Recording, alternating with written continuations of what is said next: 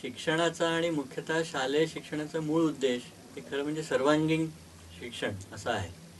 सर्वांगीण याचा अर्थ एखादा विषय शिकणे याच्यापेक्षा सुद्धा जे जे काय समोर आहे ते शिकता येणे. आणि मग एखाद्या मुलांनी कसं असावं शिक्षण घेताना, की एखाद्या स्पंजसारखं असावं, सगळं असं ॲब्सॉर्ब करत राहण्याची क्षमता पाहिजे.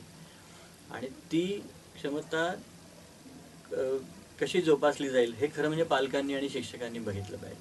अमुक एक गोष्ट करू नको, अमुक एक गोष्ट कर, असा एक थोडासा ट्रेंड बऱ्याच वेळेला दिसतो.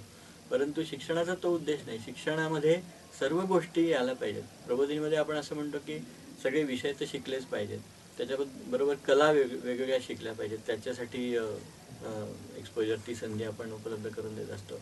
वेगवेगळे क्रीडा विषय शिकायला पाहिजे. हे तिन्हींचा संगम जेव्हा होतो तेव्हा हे सर्वांगीण शिक्षण होतं असं मला वाटतं. शालेय वयात शिक्षण घेताना बऱ्याच वेळेला आपल्याला असं लक्षात येतं की काय हालचालीच होत नाही. हालचाली होत नाहीत म्हणजे फक्त इथून तिथे चालत जाणे आणि एखाद्या प्रयोगशाळेत स्वतःच्या हाताने काहीतरी प्रयोग करणे ही शारीरिक हालचाल असते. पण खेळांमधनं जी हालचाल होते किंवा सांघिक खेळामधनं असेल, वैयक्तिक खेळामधनं हालचाल होत असेल, ती हालचाल ही महत्त्वाची आहे. शारीरिक हालचाल करणं ह्याच्यामध्ये व्यायाम तर होतोच, परंतु मोटर मसल ज्याला म्हणतात, मोटर कोऑर्डिनेशन, हा भाग फार महत्त्वाचा असतो.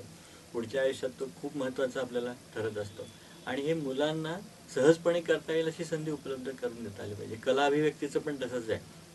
वेगवेगळ्या कला या कशासाठी शिकायच्या, तर आपल्या मेंदूचे जे विविध केंद्र आहेत ती उद्दीपित झाली पाहिजेत शिक्षणाच्या काळात.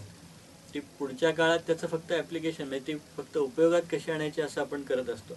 तर त्यामुळे कला अभिव्यक्तीमधला जी जी केंद्र आपल्या मेंदूमध्ये आपण समजतो की ही बुद्धीची केंद्र आहे, उपयोगात फक्त कधी आणणार हा महत्त्वाचा भाग आहे.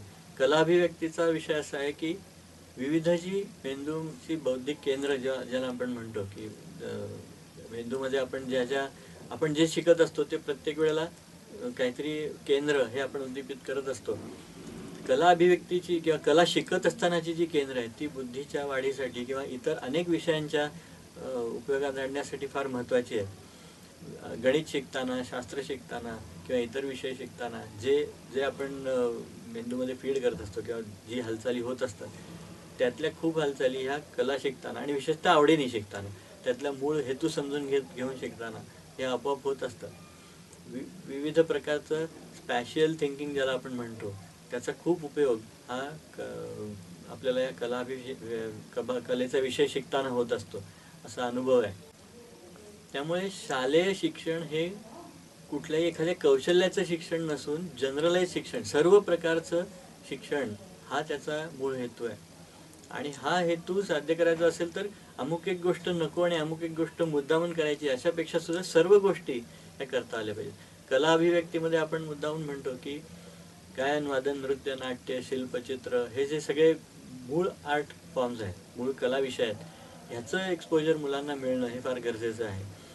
एखाद्या विषयाचा 3 डायमेन्शनल अभ्यास म्हणजे बहुतेक वेळेला फक्त 2 डायमेन्शनल अभ्यास होतो, पण तिसरी डायमेन्शन ही बहुतेक विषयांमध्ये कळण्याची मुभा नसते. गणितामध्ये ती आहे, परंतु गणितामध्ये ती नीट येण्यासाठी एखादा कला विषय येणं हे सुद्धा फार गरजेचं आहे असं मला वाटतं. बहुतेक वेळेला एखादा विषय शिकताना त्या विषयात करिअर असंच प्रत्येकाच्या डोक्यात असतं. अशी काही गरज नाही आहे. खरं म्हणजे आपण गणित विषय शिकतो म्हणजे काय गणितात करिअर करण्यासाठीच शिकत नाही, किंवा शास्त्र शिकतो त्या शास्त्रात करिअर करण्यासाठी तो शिकू असं नाही. परंतु तरी ते विषय शिकणं महत्त्वाचं आहे, कारण त्यांनी विचार करण्याची एक पद्धत तयार होत असते. त्याचप्रमाणे कलेचं आणि क्रीडा विषयाचं सुद्धा आहे की कला किंवा क्रीडा जेव्हा आपण शालेय वयात शिकत असतो त्यावेळेला त्या विषयात काही करिअर व्हावं अशी आपली गरज नसते, परंतु इतर गोष्टी करत असताना ह्या सगळ्याचा एक वेगळा उपयोग हे नक्की होत असतो. त्याची आपली विचार करण्याची पद्धत बदलते, आपली एखाद्या म्हणजे गटाबरोबर काम करण्याची पद्धत बदलते.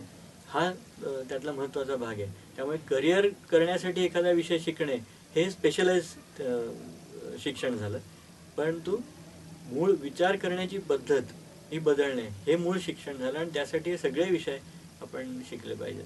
त्यामुळे पालकांनी कुठल्याही विद्यार्थ्यावर, मुलावर किंवा शिक्षकांनी कुठल्याही विद्यार्थ्यावर असा एखादा शिक्का मारणे की हा या विषयात चांगला आहे त्यामुळे आता ह्यांनी हेच करावं करिअर म्हणून, याची काही गरज नाही. शिक्षणाच्या काळात सगळेच विषय शिकणं, काही मुलं काही विषयात पुढे असतात, काही मुलं दुसऱ्या विषयात पुढे असतात आणि मग हे सगळं झाल्यानंतर एका विशिष्ट वयाला आपलं करिअर निवडणं ही गोष्ट वेगळी. पण करिअर निवडण्या व्यतिरिक्त करिअर निवडताना अनेक वेगळ्या गोष्टी त्याच्यामध्ये असतात, की त्याच्यामध्ये आपल्याला किती वेळ काम करायला आवडेल किंवा किती त्याच्यामधनं आपल्याला पैसे मिळणार आहेत आणि ते मिळाले तर आपल्याला चालणार आहेत का. परंतु शिक्षण घेत असताना हा विचार करणं बरोबर नाही.